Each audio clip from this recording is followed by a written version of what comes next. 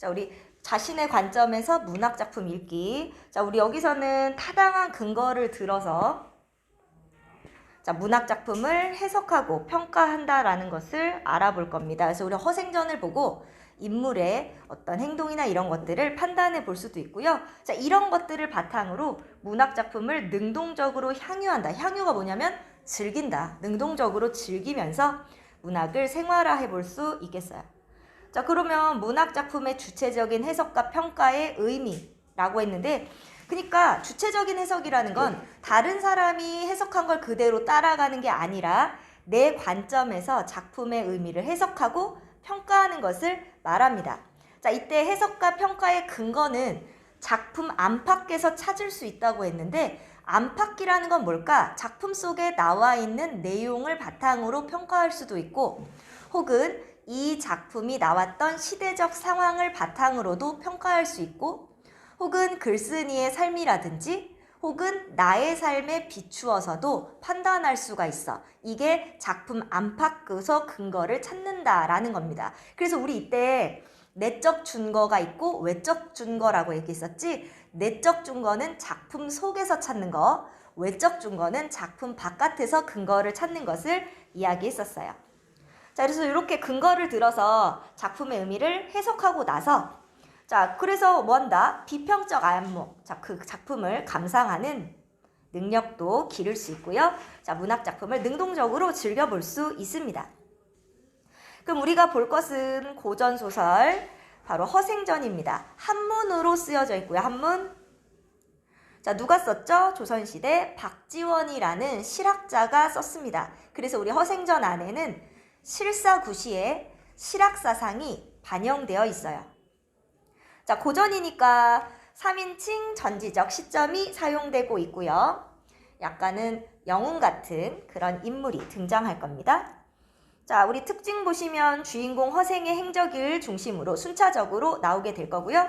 또 자, 실학사상을 바탕으로 하고 있어요. 그래서 이걸 바탕으로 당시 조선사회의 폐단을 비판합니다. 자, 어떤 폐단을 비판하는지 찾을 수 있어야겠고, 자, 빈섬이라는 새로운 공간, 이상향의 모습을 제시하고 있고, 자, 일반적 고전소설의 결말과 달리, 자, 일반적 고전소설의 결말은 어떤 거지? 바로 행복한 결말이 일반적인 고전소설의 결말이야. 잘 먹고 잘 살았다. 늙어 죽을 때까지 뭐 장수를 누리고 행복하게 죽었다. 이런 것이 일반적인 고전소설의 결말인데, 여기서는 좀 독특하게 열린 결말의 구조를 취하고 있습니다.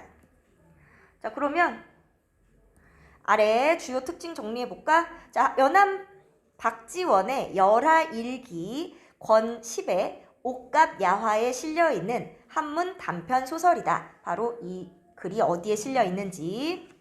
또 자, 허생이라는 인물을 바탕으로 이야기하는데요. 자, 허생은 보통 사람과 다른 비범한 식견과, 식견이라는 건 아는 정도를 말하죠. 비범하게 알고 어떤 것을 바라보는 그런 인물. 자, 이런 능력을 지닌 인물을 통해 당대 사회의 경제적, 사회적 문제, 지배계층인 사대부의 무능과 허위의식을 비판한다. 자, 그러면 당대 사회의 경제적, 사회적인 문제와 지배계층인 사대부의 무능과 허위의식을 비판하는 부분, 어떤 내용으로 비판이 되는지 찾아볼 거고, 자, 허생의 행적을 따라가면서 순차적으로 사건이 전개되고요. 사건이 뚜렷하게 해결되지 않은 채 허생이 잠적하면서 이야기가 끝나는 열린 결말의 구조를 취하게 된다. 자, 그럼 우리 오른쪽 가서 이제 포인트부터는 우리 본문에 나와 있는 내용이니까 본문을 보고 나서 마무리할 때 정리해 봅시다. 자, 그러면 허생전. 자, 52페이지 보시면 허생전. 자, 허생은 묵적동에 살았다. 묵적동에서 곧장 남산 아래로 이르는 곳에 우물이 있고, 우리 보통 남산 아래라고 하면은 몰락한 양반들이 사는 곳. 그래서 남산골 샌님이라는 말 들어봤어? 남산골 샌님, 남산 아래 몰락한 양반. 하지만 자기 막 꼿꼿하게 막 쭈그러진 갓 쓰고 막 이렇게 사는 사람들이 많이 사는 곳이 남산 아래입니다. 자, 여기에 우물이 있고 우물가에는 오래된 살구나무가 서 있었다. 살구나무를 향해서 살인문이 열려 있고 몇 칸 안 되는 초가집은 비바람도 제대로 가리지 못했다. 그러나 허생은 독서를 좋아하고 그 아내가 삭바느질을 하여 겨우 입에 풀칠을 하고 살았다. 자, 그럼 지금 뭐가 나왔어? 허생이 살고 있는 공간, 바로 남산 아래에 살고 있다.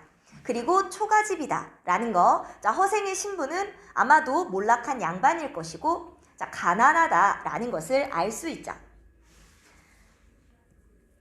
남산 아래 초가집에 살고 있습니다. 그래서 허생의 신분, 몰락한 양반일 것, 그리고 가난한 처지, 이런 것이 나타나고 있죠. 하루는 아내가 배가 몹시 고파서 눈물을 흘리며 임자는 평생 과거에 응시하지도 않으면서 책을 읽어서 무엇하려고 그러시오. 자, 지금 아내가 생각하는 학문, 공부는 왜 하는 거야? 과거 보려고. 과거 봐서 높은 자리 올라가서 잘 먹고 잘 살려고. 자, 바로 어떤 신분을 높이는 입신양명의 수단으로 보고 있죠. 자, 그래서 우리 아내가 이야기합니다. 바로 아내 입장, 학문은 입신양명을 위한 수단이다.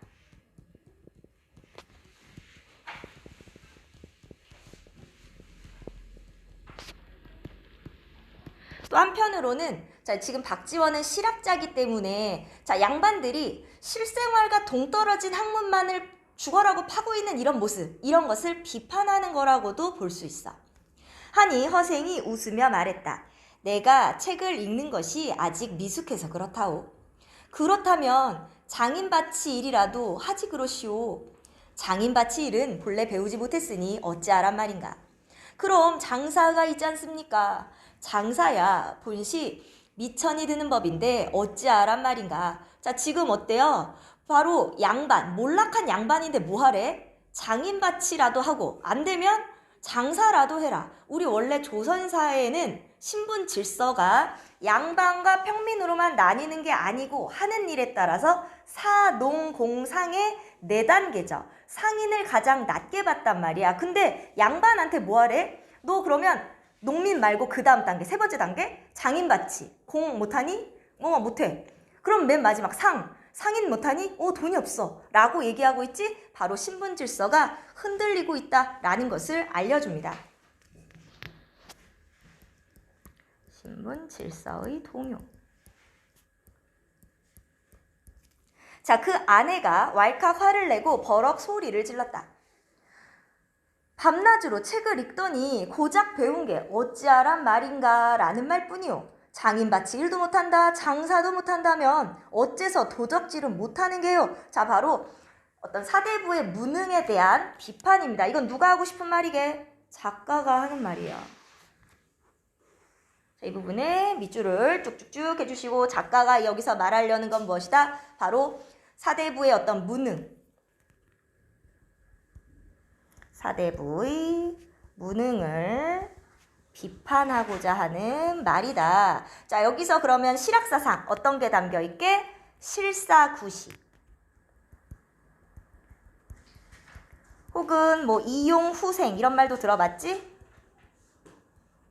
자, 실사구시와 이용후생의 실학사상이 담겨 있습니다. 자, 책만 읽고 할 줄 아는 건 하나도 없어. 자, 했더니 혜성이 모레 애석하도다. 내 본래 책 읽기를 10년을 기약했더니 이제 7년 만에 그만 접어야 하다니 하고 문을 나서서 가버렸다.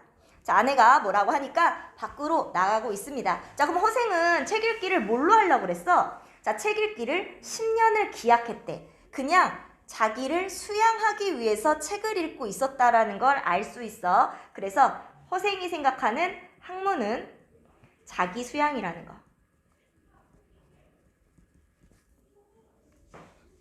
자, 그러면 아래 가시면요. 자, 허생이 살고 있는 곳은 어디? 묵적동 남산 아래 초가집에 살고 있다. 몰락한 양반이고 가난하다 라는 것을 보여준다고 했고, 자, 책을 왜 읽어요? 허생은 자기 수양의 수단으로 봤고, 아내는 과거도 안 보면서 왜 봐? 입신양명의 수단으로 봤다. 자, 그래서 나가서 뭐 했어? 허생은 평소에 알고 지내는 사람도 없고 해서 곧바로 번화한 운종가로 나아가 시장 사람들에게 물었다. 한양에서 누가 가장 부자입니까? 자, 이런 것도 굉장히 보통 사람답지 않은 거야. 대단한 사람이죠? 자, 변씨라고 말해주는 사람이 있어서 허생은 드디어 그 집을 찾아갔다. 허생은 변씨를 만나 길게 읍으라고는 자, 인사를 하고 내가 집이 가난하여 조그마한 것을 시험해보려는 것이 있으니 그대에게 돈 만금을 빌릴까 하오. 자, 지금 빌리는 입장인데 굽실대지 않죠. 거만하게 나 할 거 있어. 돈 좀 빌려줘. 라고 이야기합니다. 자, 이런 말에서 뭘 할 수 있다. 허생은 비범한 인물, 보통 사람과는 다르다라는 거죠. 하니까 변씨도 보통 사람이 아니야. 자, 변씨 그러시오 하고는 그 자리에서 그 만금을 내주었다. 자, 변씨도 역시 보통 사람 아니네. 얘는 근데 좀 돈을 팍 내주는 거. 대범하다. 자, 대범하다. 혹은 허생의 비범함을 알아본다.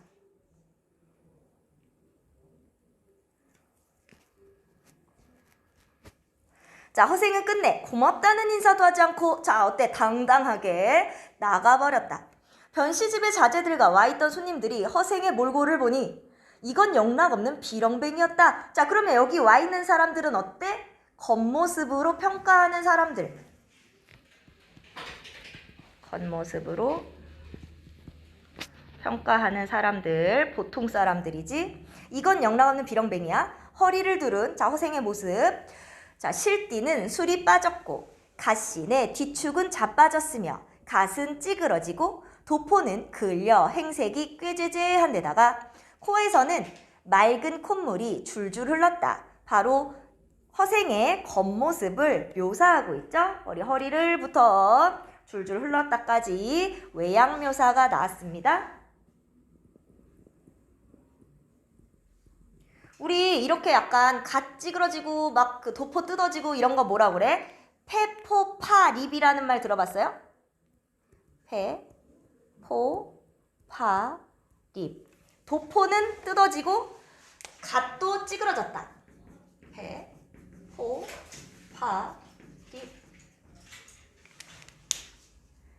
자, 이런 모습을 페포파립이라고 볼 수 있어.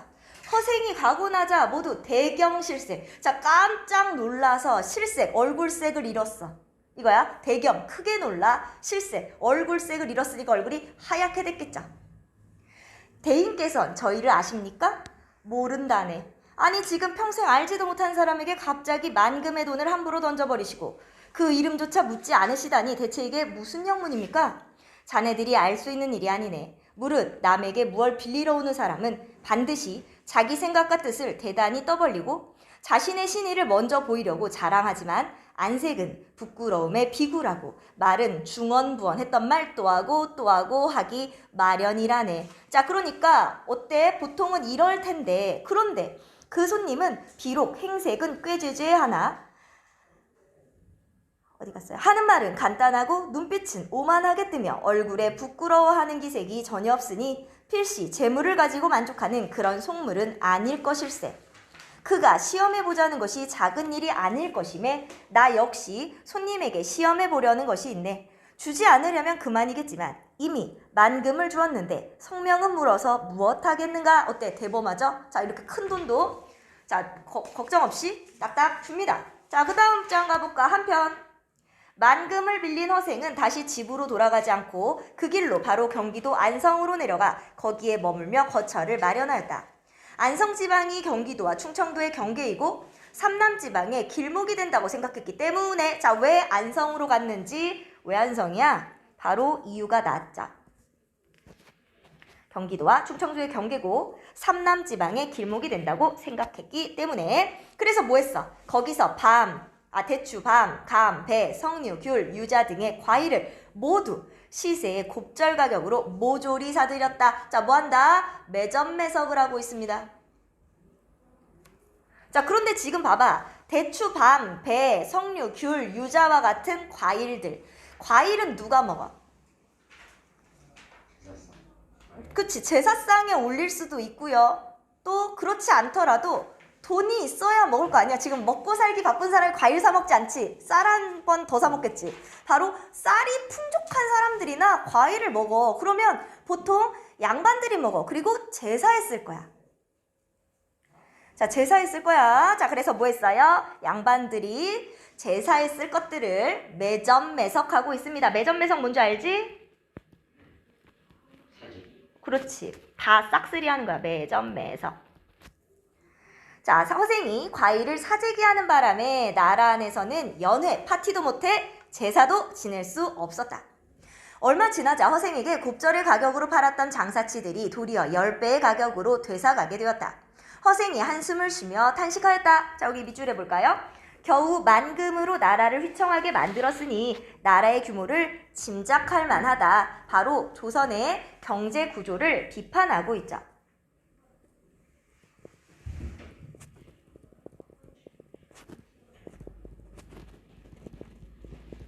허생은 다시 칼, 호미, 배, 명주, 솜을 사가지고 제주도로 들어가서 그곳에 말총을 다 걷어들었다. 자, 그 말총으로 뭘 만들어? 망건이나 갓을 만들었단 말이야. 자, 몇 해가 지나면 나라 안의 사람들이 머리를 싸매지 못할 것이다. 자, 머리를 싸매는 것도 누구들이니? 그래, 양반. 바로 사대부들의 그런 허례허식을 비판하고 있어.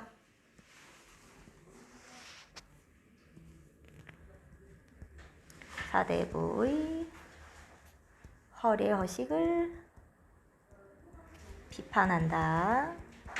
자, 과연 얼마 있다가 망건값이 10배로 치솟았다. 자, 지금 매점매석하는 방법으로 자, 허생이 늙은 뱃사공을 찾아서 물었다. 바다 밖에 사람이 살 만한 빈섬이 있던가? 자, 빈섬은 바로 뭐예요? 이상적인 사회를 세워 볼 겁니다.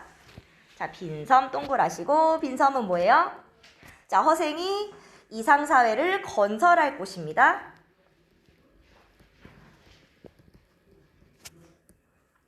자, 그리고 이게 바로 뭐게? 허생이 자기를 시험하는 장소죠. 자신의 능력을 시험하는 곳이에요.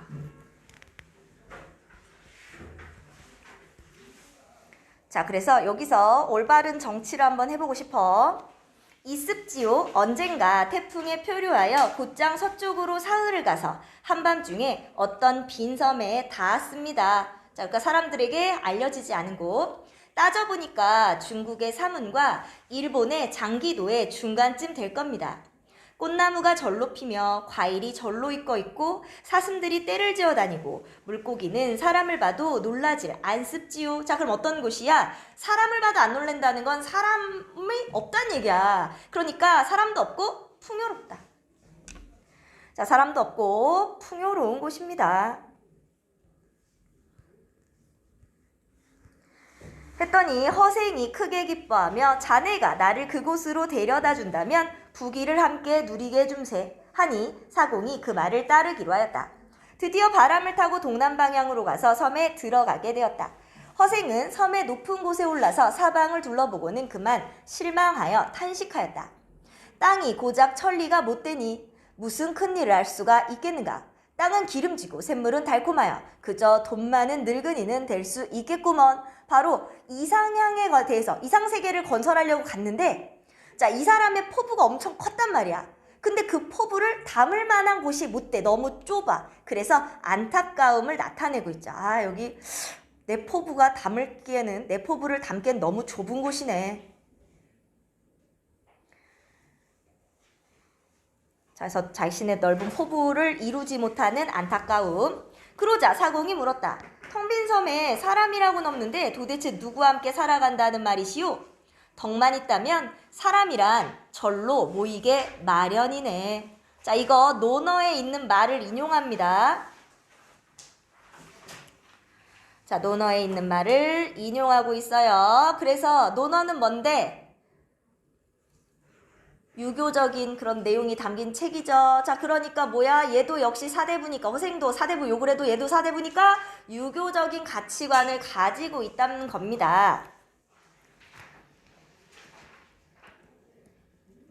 덕이 없을까 걱정해야지 어찌 사람이 없음을 근심하겠는가. 자, 그때 전라도 변산반도에는 도적대 수천이 우글거리고 있었다. 그 지방의 고을과 군에서 군조를 풀어서 체포하려고 했으나 잡을 수가 없었다. 자, 그러면 도적대가 이렇게 많은 이유는, 자, 그냥 내가 일해서 잘 먹고 잘 살면 도적대가 될 리가 없지. 잡히면은 저건데. 자, 그러면 왜 됐을까? 먹고 살기 힘드니까. 나쁜 놈 거 훔쳐서 먹겠다는 거 아니야. 자, 바로 가난을 견디다 못해서 도둑이 됐어. 바로 지배층의 무능함을 비판하는 겁니다. 바로 무엇을 나타낸다? 지배층의 무능을 비판한다.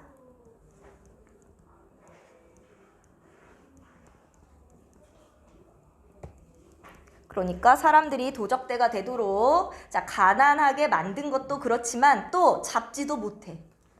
도적대도 감히 나돌아다니며 도략질을 함부로 할 수가 없어서 자꾸 잡으려고 그러니까 바야흐로 굶주림에 허덕였다. 허생이 도적의 소굴로 들어가서 괴수를 달랬다. 자, 대범하죠? 자, 뭐라고 해? 1000명이 1000금을 털어서 나누면 한 사람 앞으로 얼마의 돈이 돌아가는가? 한 사람에 한 양씩 돌아가지요. 자네들은 아내가 있는가? 없답니다. 가진 밭대기라도 있는가? 도적들이 코웃음을 쳤다. 아니, 밭 있고 아내가 있다면 무엇 때문에 괴롭게 도적이 된단 말이오? 자, 그러면 왜 도적이 됐어? 내가 되고 싶어서 된 게 아니야. 경제적으로 가난해서 먹고 살기가 힘드니까 도적이 된 거야. 바로 현실에 대한 비판의식이 나타나요. 자, 바로 가난으로 양민이 도적이 됐죠.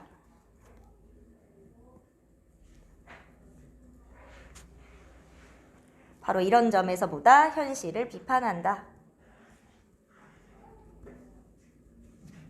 자, 그러면 자네들이 그렇게 잘한다면 어째서 장가를 들어 살림을 장만하고 소를 사서 밭을 갈 생각은 하지 않는 겐가? 그리하면 살아서 도적놈이란 이름도 없을 것이고 집에 살면서 부부의 즐거움도 있을 것이며 나돌아다녀도 관에 붙잡힐 염려가 없을 것이고 길이길이 의식의 풍요함을 누릴 수 있지 않겠는가? 어찌 그런 생활을 원하지 않겠소이까? 다만 돈이 없어서 못하고 있을 뿐이죠. 허생이 웃으며 말했다. 자네들이 명색 도적질을 하는 도둑놈이련만 어찌 돈 없다는 걱정을 다한 후 내가 자네들을 위해 돈을 마련해 줄 것이네. 내일 바닷가를 바라보게나 바람에 붉은 깃발이 펄럭이는 배가 모두 돈을 실은 배일 테니 어디 자네들 마음껏 한번 가져가 보게.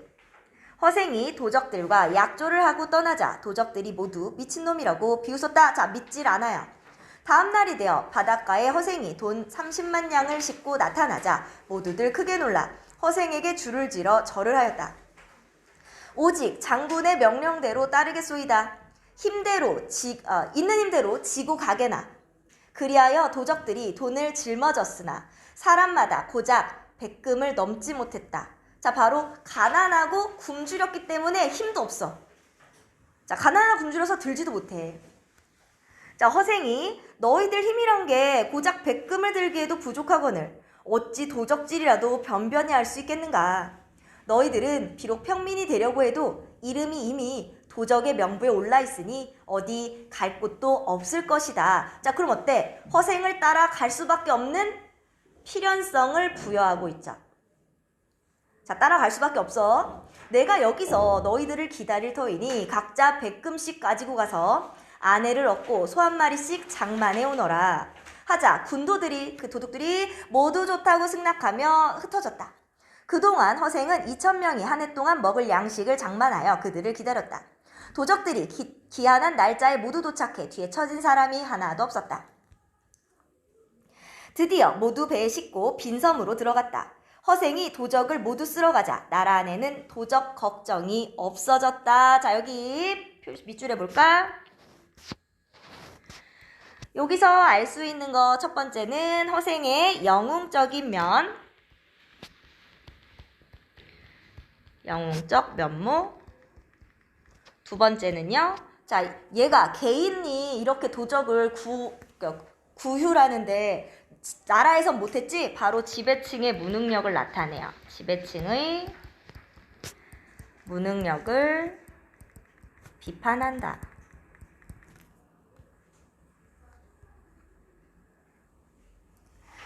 한편 섬으로 들어간 호생과 도적들은 나무를 찍어서 집을 짓고 대나무를 엮어서 울타리를 만들었다. 땅 기운이 온전하다 보니 온갖 곡식이 심는 대로 크고 무성하게 자라고 김을 메고 쟁기질을 하지 않아도 한 줄기에 9 이삭이 달렸다. 3년 먹을 식량을 비축해두고 나머지는 모두 배에 싣고 장기도로 가서 팔았다. 자, 지금 뭐 했게? 외국과의 무역을 하고 있죠?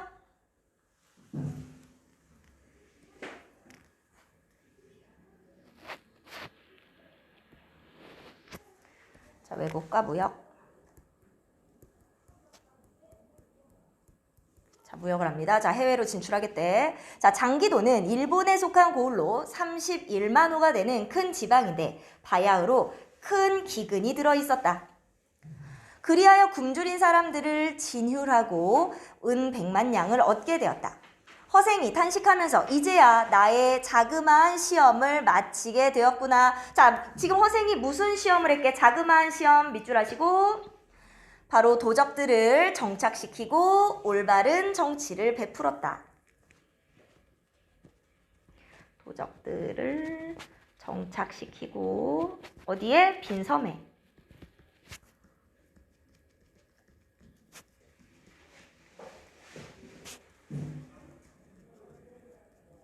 자, 베풀었다. 자, 그리고서 나하고는 남녀 2,000명을 모두 모아놓고 명을 내렸다. 내가 처음 너희들과 이 섬에 들어올 때의 계획으로는 먼저 너희들을 풍부하게 만들어 놓은 다음에 따로 문자를 만들고 의관제도를 새로이 제정하려고 하였느니라. 자, 그럼 뭐 하려고 그랬어? 먼저 삶을 잘 살 수 있게, 잘 먹고 잘 살게 만든 다음에 그 다음에 문자와 같은 의식이나 제도를 만들려고 했어. 이게 뭐예요? 이용후생이죠.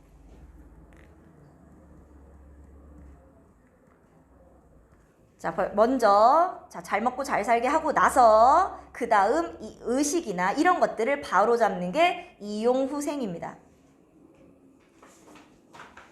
그런데 여기 땅이 좁고 내 덕이 얇으니 나는 이제 여기를 떠나련다. 아이들이 태어나 숟가락을 잡게 되면 오른손으로 잡도록 가르치고, 자, 최소한의 도덕이죠.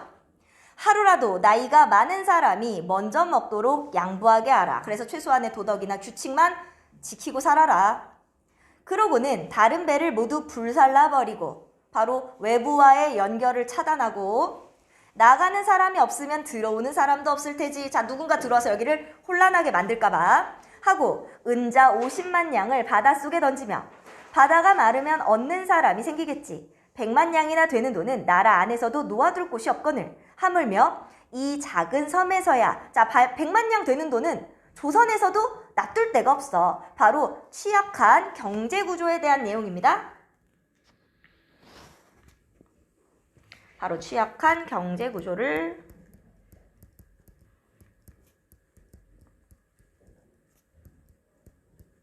에 대해서 비판하고 있어요. 했다. 그를 아는 사람은 모두 배에 실어서 함께 섬을 빠져나오며 이 섬의 화근을 없애려 함이네. 자, 바로 그를 아는 사람, 바로 그를 아는 양반에 대한 비판, 혹은 그를 아네 하면서 그 글자를 모르는 사람들 위해서 군림할까봐, 그래서 그런 화근을 없애기 위해서 그를 아는 사람들을 데리고 나오죠. 바로 양반에 대한 비판, 혹은 양반이나 그를 아는 사람들이 지배층으로 군림할까봐.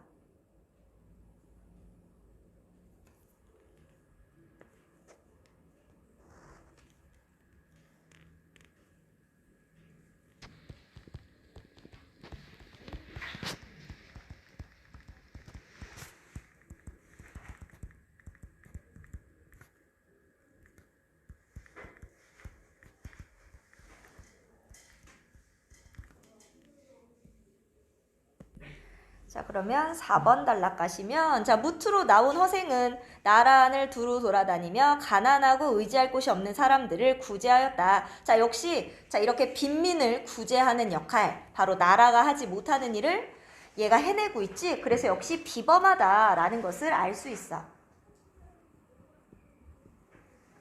자, 돈을 그렇게 써도 아직 은자 10만 양이 남았다.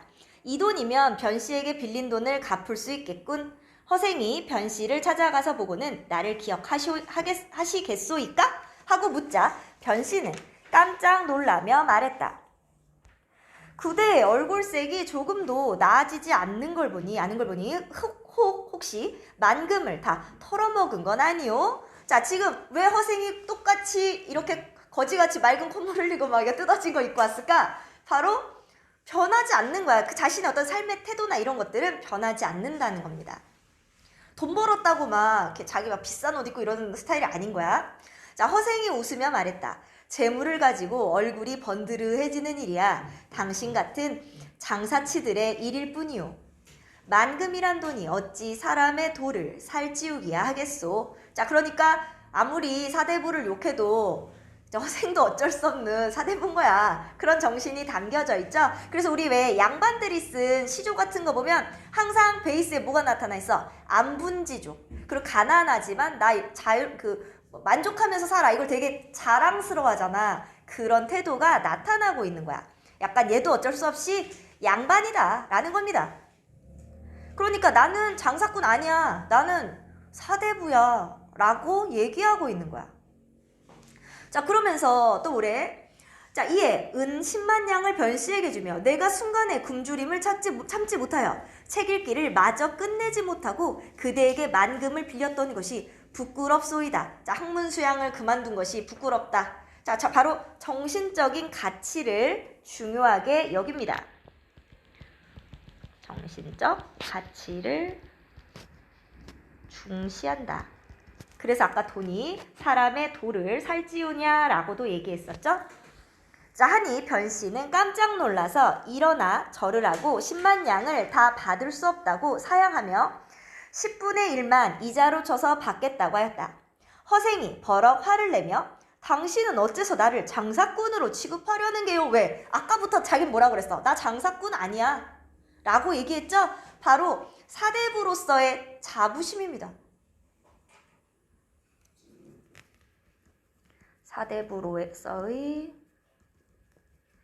자부심. 그러니까 우리 이 글의 글쓴이 박지원 자체가 양반이고 사대부잖아. 그러니까 자기 정체성을 버리지는 못하는 그런 모습. 그래서 약간 작가로서의 어떤 한계, 작가의식의 한계라고도 볼 수 있어.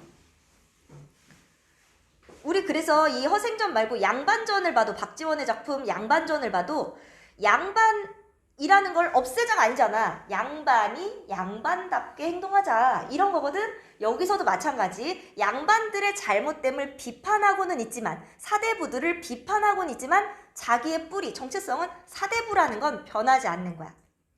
자, 계속 보면 하고는 옷자락을 뿌리치고는 휙 가버렸다. 변씨가 몰래 그의 뒤를 밟아서 쫓아가니 허생이 남산 아래로 향하더니 작은 오두막집으로 들어가는 것이 멀리 보였다.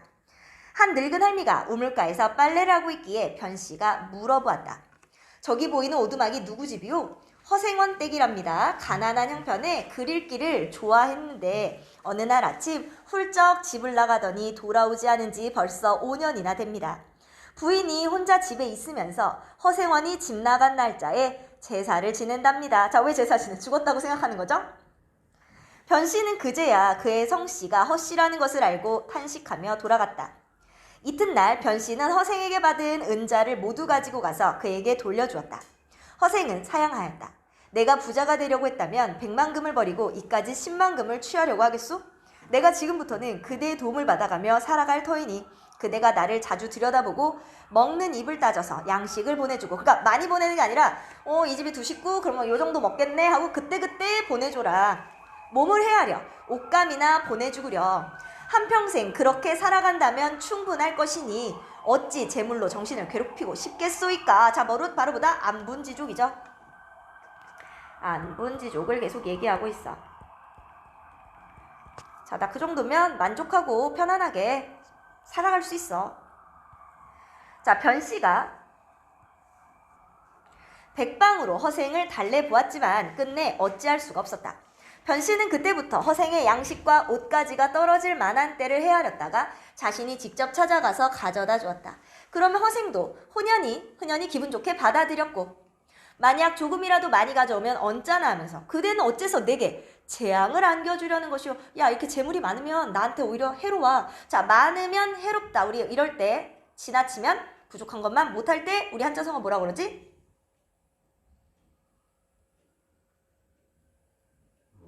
과유불급. 과유불급. 자, 지나치면 부족한 것보다 못하다. 자, 재물이 많으면 재앙과 같다. 자, 하였다. 술을 가지고 가면 더욱 기뻐하며 서로 취하도록 실컷 마셨다. 술은 예로부터 우리 양반들이 즐기는 풍류. 풍류를 즐기는 건 막 되게 자랑스러워한다고 그랬어. 이렇게 몇 년을 지내자 두 사람의 정분이 날로 두터워졌다. 어느 날 변씨가 조용한 틈을 타서 어떻게 5년 만에 100만금을 벌어들였는지 물어보았다. 허생이 대답하였다. 그것이야 아주 알기 쉬운 일이오. 조선이란 나라는 배가 외국으로 통하지 못하고 수레가 나라 안을 다니지 못하기 때문에 모든 물품이 이 안에서 생산되고 이 안에서 소비됩니다. 자, 그러면 왜 외국으로 나가지 못할까? 바로 외국과의 무역이 발달하지 않아서 취약하고요. 왜 이 수레는 못 다니는 걸까? 자, 바로 산도 많고 도로가 정비되지 않았기 때문에 수레를 끌고 다닐 수도 없어요. 그래서 자, 외국과 무역도 취약할 뿐 아니라 교통이 불편해. 도로가 불편하기 때문에. 그래서 어때요? 모든 물품이 이 안에서 생산되고 이 안에서 소비된다. 바로 경제 구조가 취약하다. 자, 그래서 경제 체제를 비판하고 있어요. 자, 대체로 천금이란 돈은 작은 돈이므로 물건을 모두 사들일 수가 없지만 그러나 이를 10로 쪼개면 100금이 10개가 되어서 10가지 물건이야 충분히 살 수가 있겠죠. 물건의 단위가 가벼우면 굴리기 쉽기 때문에 설령 한 가지 물건이 미친다 하더라도 나머지 9개 물건으로 재미를 볼 수 있답니다. 이런 장사 방법은 정상적으로 이익을 취하는 방법이고 작은 장사꾼이나 하는 수단이죠. 자, 무슨 얘기야? 자, 물건의 단위가 가벼우면 굴리기 쉽다. 그러니까 싼 거 여러 개를 갖다 놓고 이게 좀 안 팔려도 다른 걸로 메꿔서 이익을 낸다라는 뜻이야. 그런데 이거는 조그만 장사꾼이야. 만금이란 돈은 물건을 모조리 사재기, 매점매석할 수 있으니까 술에 있는 것은 술의 전부를, 배에 있는 것은 배 전부를, 한 고을에 있는 것은 고을 전부를 마치 촘촘한 그물로 모두 훑어내는 것처럼 싹쓸이를 할 수 있죠. 무태에서 생산되는 10,000가지 물건 중에서 한 가지를 몰래 사재기하고 바다의 10,000가지 어족 중에서 한 가지를 슬며시 사재기하고 약재 10,000가지 중에서 하나를 몰래 독점하면 그 한 가지 물건이 남몰래 잠겨있는 동안에 모든 장사치의 물건이 말라버리게 되지요. 이런 사재기 방법은 인민을 해치는 길이 될 것이니 자, 바로 이렇게 큰돈, 독점 자본으로 인한 매점매석은 이런 문제를 가져올 것이다. 인민을 해치는 길이 될 것이다.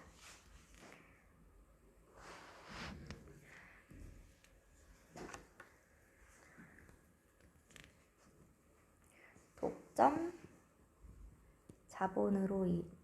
자본에 의한 매점 매석의 폐해. 자, 그럼 후세의 당국자들이 만약 내가 써먹었던 이런 사재기란다면 반드시 나라를 병들게 하고 말 것이오. 그대는 처음에 내가 돈을 꾸어줄 것을 어떻게 알고서 나를 찾아와서 돈을 빌리려고 했던 겁니까? 자, 꼭 그대만 내게 돈을 빌려줄 뿐 아니라 10,000금을 가진 사람이라면 누구라도 모두 빌려주었을 것이오. 나 스스로 요량 생각해봐도 내 재주는 100만금이란 거금을 벌어들이기에 충분합니다. 그러나 되고 안 되고는 하늘에 달린 것이니 남들 어찌 미리 알 수 있겠습니까? 자, 하늘에 달린 것이다. 바로 운명론적 사고방식이죠.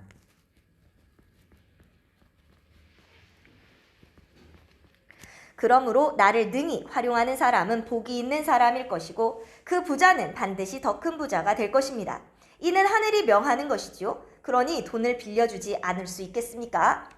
10,000금을 얻고 나서는 그 사람의 복에 의지해서 장사를 했기 때문에 하는 일마다 성공을 했던 겁니다. 만약 내가 내 돈을 가지고 사사로이 뭔가를 하려고 했다면 그 성패는 역시 알 수 없었겠지요. 자, 그러니까 사사로이 하지 않았다. 내가 어떤 내 개인의 이익을 위해 장사를 하지 않았다라는 거.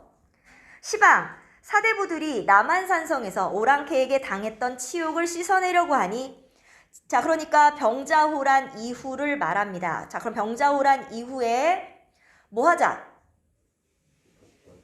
복수하자. 북벌론이죠. 북의 혼꾸녕을 내주자.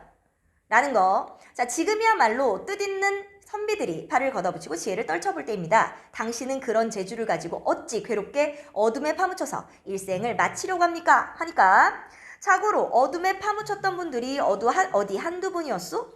졸수제, 조성기 같은 분은 적국의 사신으로 보낼 만한 인물이었건만 평생 벼슬 없이 배잔방이를 걸친 자, 배잔방이를 걸쳤다는 건 벼슬하지 않았다. 늙어 죽었고 반개 유형원 같은 분은 군량미를 조달할 능력이 있었건만 바다 한 귀퉁이에서 일생을 배회하였습니다. 지금 나라의 정치를 도모한다는 인물들을 알만하지 않겠습니까? 그럼 지금 정치에 있는 애들은 다 어떤 애들이야? 별로 무능력한 애들이야. 자, 왜 뛰어난 인재를 제대로 등용하지 않는 거야? 왜 조성기 같은 사람, 유영원 같은 사람을 등용하지 않은 거야? 자, 이런 얘기를 하고 있죠? 바로 뛰어난 인재를 등용하지 않은 현실을 비판해요. 혹은 무능력한 정치를 비판해요. 여기 지금 나라의 정치를 도모한다는 인물들을 알만하지 않습니까? 왜? 이렇게 뛰어난 사람을 뽑지 않았어? 아이, 바보 같은 것들. 이런 겁니다. 자, 무능력한 정치를 비판한다. 나 같은 사람이야 그저 장사나 잘하는 사람입니다. 장사를 해서 번 은자로는 구황의 모가지라도 사기에 충분한 돈이지만 그러나 바다에 던져버리고 까닭은 이 나라 안에서는 도대체 쓸 데가 없기 때문이었죠. 변씨는 휴 하고 크게 탄식을 하고는 돌아갔다. 자, 왜 탄식했을까? 자, 얘가 나라를 위해서 뭐 하지 않겠다고 한 거잖아, 지금. 그러니까 약간 허생의 재주가 아까워, 안타깝다.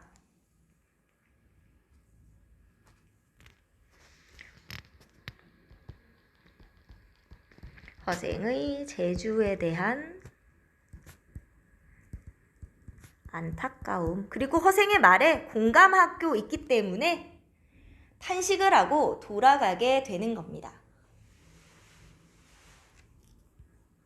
자, 그럼 우리 여기서 알 수 있는 모습. 자, 얘가 사재기로 물건을 팔아서 돈을 많이 벌었고요. 빈섬에 이상국가를 건설하려는 시도. 자, 작은 시험을 했습니다.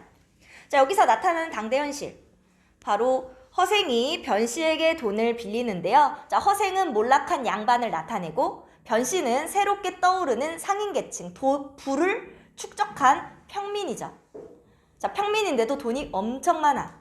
자, 이렇다 보니까 어때요? 신분 질서가 흔들리겠죠. 자, 양반이라고 높은 사람이라고 하는데 자, 도포는 다 찢어지고 쭈그러진 갓 쓰고 있고 자, 상인, 평민인데 엄청 비단 옷을 걸치고 고래 같은 기와집에 살면서 잘 먹고 잘 살겠지. 이러면 신분이 무슨 의미가 있나? 자, 그러니까 신분 질서가 흔들리게 되는 거예요.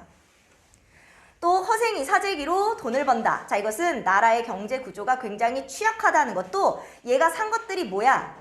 약간 양반들의 허례허식과 관련 있는 제사 지낼 때 과일, 그리고 망건, 자, 머리에 두르는 이걸 쓰는 말총. 자, 이런 걸 통해서 허례허식을 비판했고, 자, 빈섬으로 들어갔다. 바로 백성들이, 양민들이 왜 도둑이 됐어? 가난을 견디다 못해서. 그러니까 그 현실. 자, 그리고 이용후생. 이거 이용후생 뭐라고? 먼저 잘 먹고 잘 살게 해주고 그 다음에 뭐 의식이나 이런 것들을 바로잡는 것입니다. 자, 그런 실용정책이 없다는 것을 나타내죠. 그래서 얘가 빈섬에서 나올 때 뭐 했어? 얘네들한테 먼저 잘 먹고 잘 살게 해주고 그 다음에 문자나 의복과 같은 것들을 만들려고 했다고 했어. 자, 그리고요. 자, 재물에 관한 허생과 변씨의 관점들이 나오고 있습니다. 자, 그래서 허생은 변씨에게 화를 냈지. 나를 장사꾼으로 보니? 라고 이야기했었어요. 자, 그럼 위기. 변씨는 본시 정승, 이완과 각별하게 지내는 사이였다. 자, 정승, 이완이 나오고 있는데 이완 대장. 자, 이 사람은 실존 인물입니다. 자, 새로운 인물이 등장하면 보통 새로운 사건이 나오거든. 새로운 인물은 새로운 사건. 자, 그런데 특히 어떤 인물? 실존 인물. 자, 그러니까 진짜 있었던 것 같은 착각을 불러일으키지. 자, 현실성을 획득하게 돼요.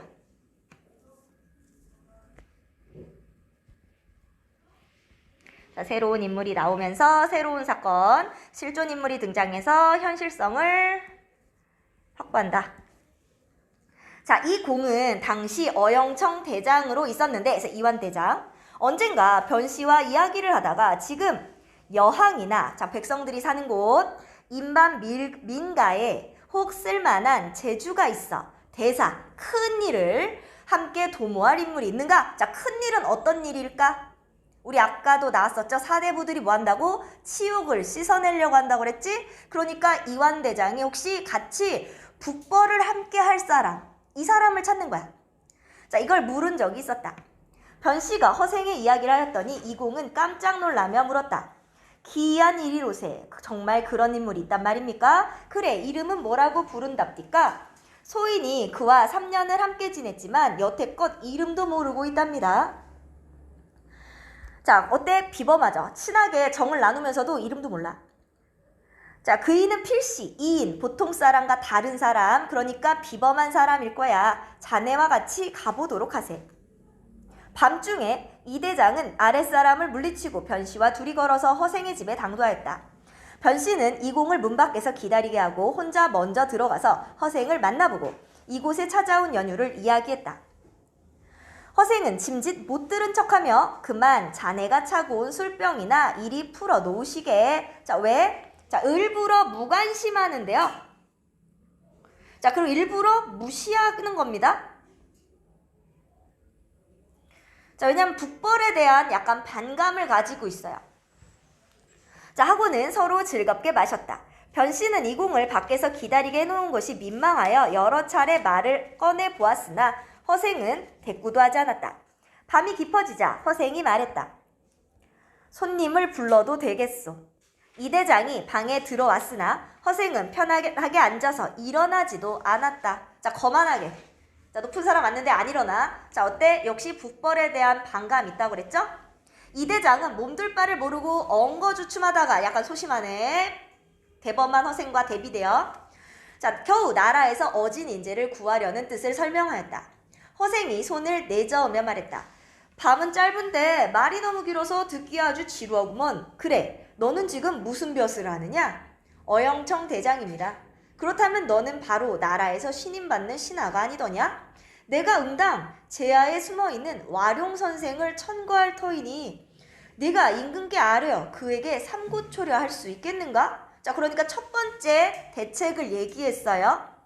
자, 그러면 어떤 것을 이야기해요? 아주 숨어있는 뛰어난 인재. 자, 뛰어난 인재를 내가 말해줄 테니까 너 가서 3번이나, 이거 삼고초려 뭔지 알지? 삼고초려 뭔지 알죠? 삼고초려가 저기 뭐야, 유비가 제갈량한테 몇 번씩 찾아가서 허락받았잖아. 그러니까 이렇게 안 나오겠다. 나 숨어 지내는 대단한 사람인데 몇 번이고 찾아가서 설득해서 얘를 등용할 수 있겠니? 그러니까 인재를 등용할 수 있겠니? 라는 거야. 그래서 첫 번째, 우리 삼고초려 할 수 있겠는가? 여기서 첫 번째 얘가 한 대책. 첫 번째는 인재를 등용하는 방법을 개선해라. 인재 등용을 개선해라.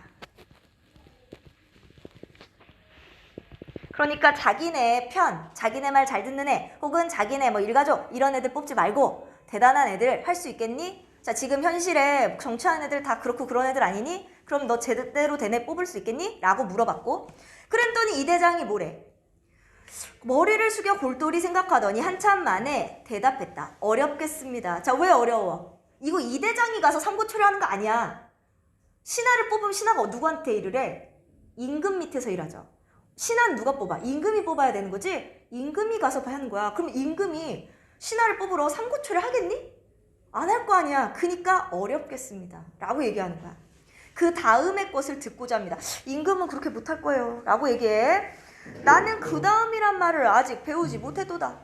이 대장이 그래도 묻자 허생은 말했다. 명나라 장군과 병사들은 조선이 예전에 입은 은혜가 있다고 여겨서 그 자손들이 떼놈의 나라에서 몸을 빼어 우리나라로 많이 건너왔으나 이리저리 떠돌며 홀몸으로 외롭게 지내고 있는 이가 많다. 그러니까 명나라에서 온 후손들이 있는데 이 후손들은 우리가 돌보지도 않고 있어. 그러면서 무슨 북벌 이런 거 왜 얘기하는 거야? 이런 얘기야. 내가 임금께 아뢰어 종실에 임금 친척들 여자들을 두루 뽑아서 두루 시집을 보내고 누구랑? 이 명나라의 그 후손들에게 훈척과 권귀들을 집을 몰수해서, 그러니까 임금의 친척이나 권세 있는 사람들 집을 몰수해서 그들의 살림집으로 내어줄 수 있게 하겠느냐. 바로 두 번째는 뭐예요? 명나라 후손을 돌봐라.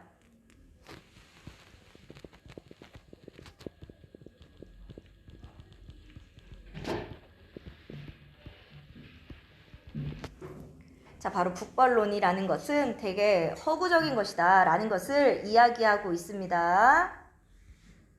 자, 그리고 훈척과 권기의 집을 몰수하라는 점에서 훈척과 권기들이 어떻다?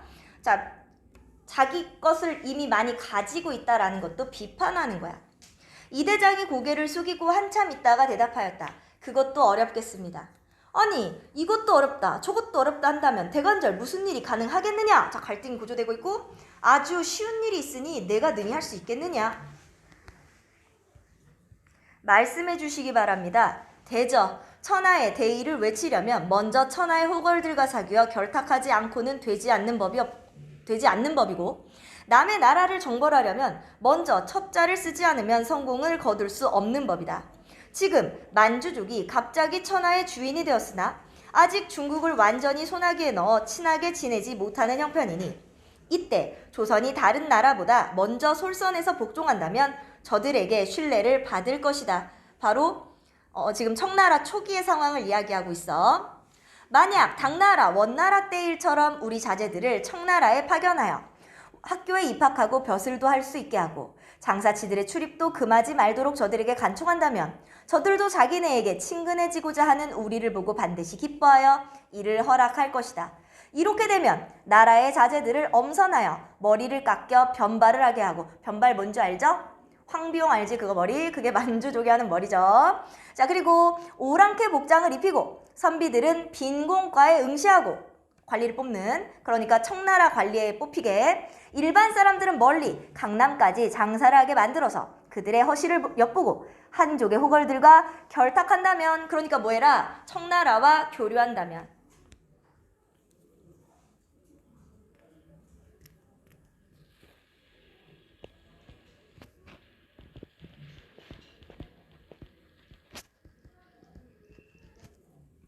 자, 천하를 도모할 수 있을 것이며 나라의 치욕도 씻을 수 있을 것이다.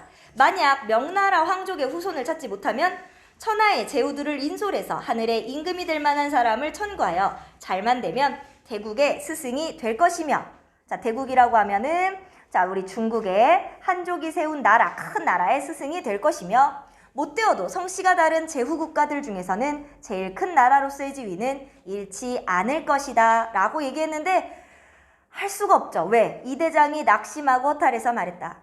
사대부들이 모두 예법을 삼가 지키고 있거늘 예법을 중요하게 여기는데 누가 기꺼이 머리를 변발로 깎고 오랑캐 옷을 입으려고 하겠습니까? 자, 그럼 우리 아래 가시면 갈등이 나타나고 있습니다. 자, 허생의 시사 3책에 드러난 비판 의식. 자, 인재 등용. 자, 인재 등용을 위해 노력하지 않는다. 임금이 가서라도 적극적으로 해야 된다.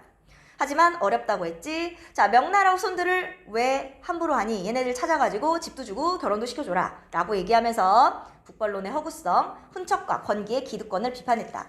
청나라와 또 교류하라고 그랬죠. 세 번째, 그랬더니 사대부들 어때? 머리를 깎을 수가 없어. 오랑캐 옷도 입을 수가 없어 라는 이야기가 나옵니다. 다음 페이지. 자, 허생이 대갈, 일성하며 자 크게 소리 지르면서 꾸짖어요. 도대체 사대부라는 게 뭐 하는 것들이냐? 오랑캐 땅에서 태어난 주제에, 자, 우리나라도 중국 아니면 다 오랑캐니까 자칭 사대부라고 뽐내고 앉았으니 이렇게 어리석을 때가 있느냐? 입는 옷이란 모두 흰 옷이니 이는 상복이고 머리는 송곳처럼 뾰족하게 묶었으니 이는 남쪽 오랑캐의 방망이 상투이거늘 무슨 놈의 예법이란 말인가? 바로 사대부의 예법이라고 부르는 허례 허식을 비판합니다. 자, 허례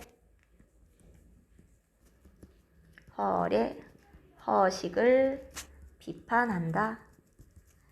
자, 번호기는 원한을 갚기 위해 자신의 머리를 아끼지 않고 내주었고 무령왕은 자기 나라를 강하게 만들기 위해 오랑캐 복장을 하는 것을 부끄럽게 여기지 않았다. 자, 바로 역사적인 사례를 들고 있고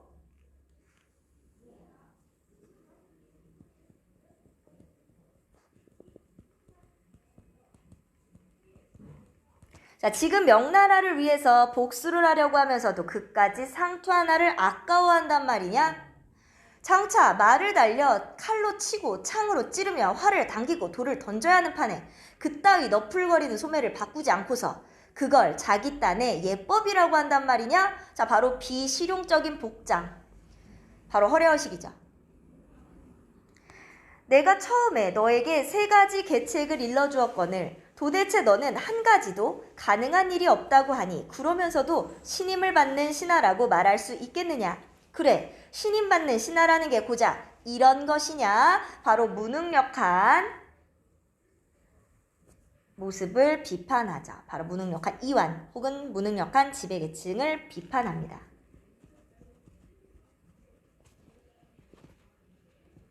이런 자는 목을 잘라야 옳을 것이니라 하고 좌우를 둘러보며 칼을 짜자서 찌르려고 했다.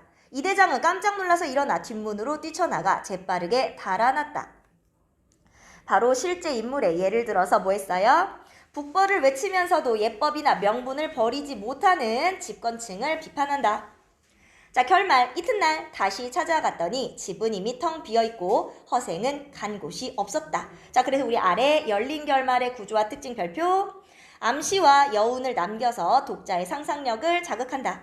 설화적인 분위기, 허생의 이인, 보통 사람 같지 않은 비범한 풍모를 부각한다. 또 허생의 계책이 현실적으로 받아들여지기 어렵다는 것을 의미한다라는 겁니다. 자, 그럼 우리 뒤로 넘어가시면 학습활동에서 우리 목표학습에 인물의 말이나 행동을 근거로 성격을 파악하고 자신의 관점으로 소설 속 인물을 평가하라고 나와 있거든. 자, 우리 왜 이번 단원이 뭐니까? 자신의 관점에서 문학작품 읽기니까. 그래서 우리 여기까지 읽어보고 문제 풀어주시면 돼요.